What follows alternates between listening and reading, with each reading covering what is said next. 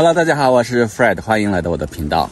今天是2022年的1月2号，我和我的小伙伴又来做一次雪地露营。昨天晚上我们经历了一晚上的暴风雪，预计是有40厘米的降雪量。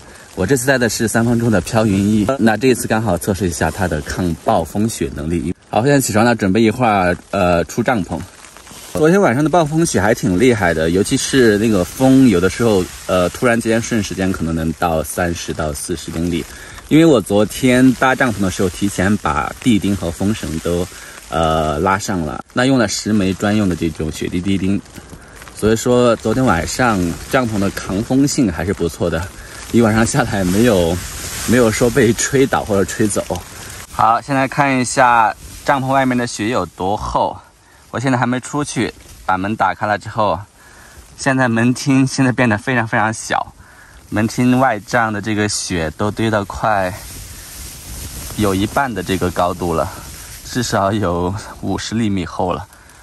我要先把这个雪要先这样弹出去，哇，好重啊！哇，我昨天放到门厅里面的包，雪也灌进来了，然后我的这个雪套也被这个雪盖住了。我要先清理一下了。昨天晚上幸好把我的鞋放到这个内帐里面了，所以那个雪没有灌进来，不然的话今天估计连鞋都穿不了，里面全是雪。我现在先在帐篷里面把雪套穿上。现在外面的风也很大，我现在都不想出去了，但是我的伙伴们都已经起床了。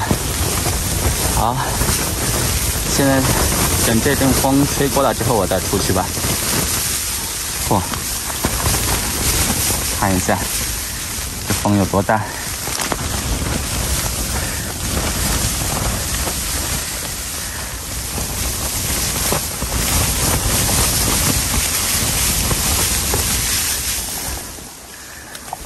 我现在已经全副武装了，就等着这个风过去，我就出去了。好，现在风小一点了，我准备打开这个帐篷门了。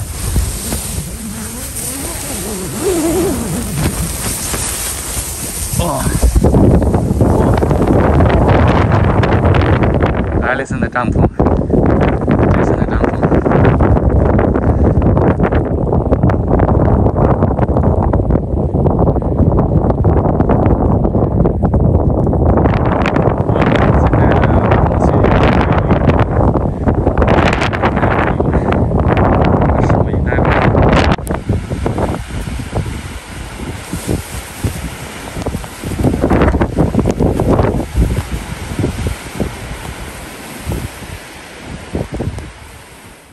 因为我搭的帐篷的地方是一个风口，从风口吹出的雪全落到我这里来了。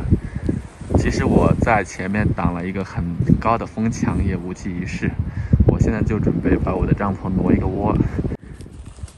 其实我对飘云衣它的这个坚固程度并不会怀疑，但是我会害怕明天早上我出帐篷的时候就已经埋到和我帐篷一样高的雪，我出不来。从昨天晚上到现在，飘云衣基本上是很稳定的。好，刚刚在艾丽森和 Jason 的帮助下，我把我的帐篷从原来的地方挪到这边来了。现在我们3个人的帐篷是在一条线上，这个位置从风口吹出来的这个风雪落的会少一些，积雪会积得慢一些。今天晚上再实验一次，看这个帐篷能不能撑到明天。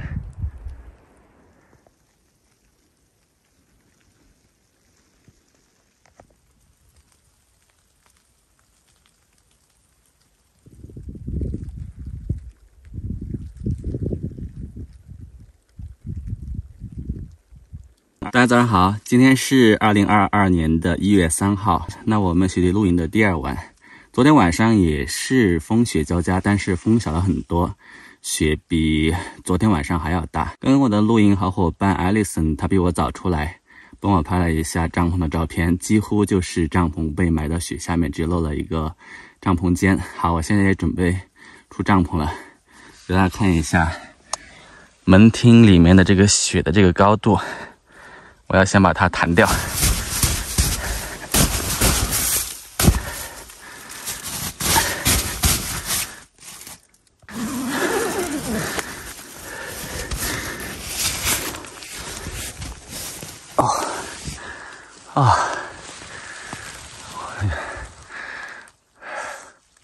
今天风小了很多。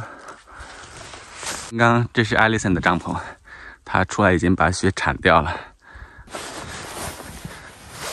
嚯，到我大腿根部了。哇，啊！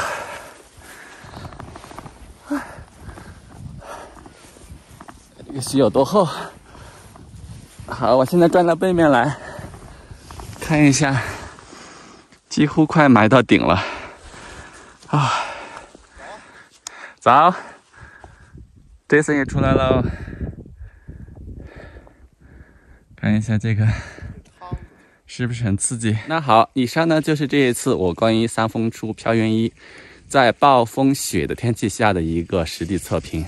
总体下来我还是非常满意的。那在打好所有的地钉以及拉上所有的4根风绳的情况下，它的抗风能力还是非常优秀的，而且它的这个抗雪压的能力也非常棒。